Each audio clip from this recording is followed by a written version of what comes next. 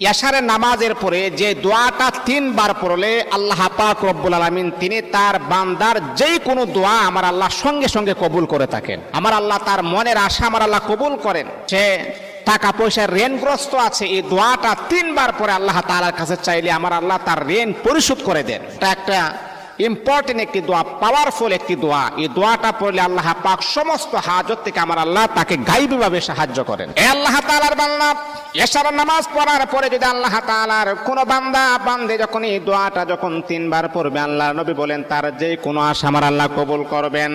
ব্যবসা বাণিজ্য লস হচ্ছে, আমার আল্লাহ তাকে লাভবান বানায় দিবেন। মনের আশা কবুল হচ্ছে না, আমার আল্লাহ মনের আশা কবুল করে দিবেন।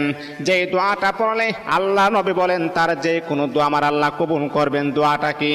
আল্লাহুম্মা ইন্নী আসআলুকা বিআন্নী আশহাদু আন্নাকা আনতাল্লাহ লা ইলাহা ইল্লা আনতা আহাদুস সামাদুল্লাযী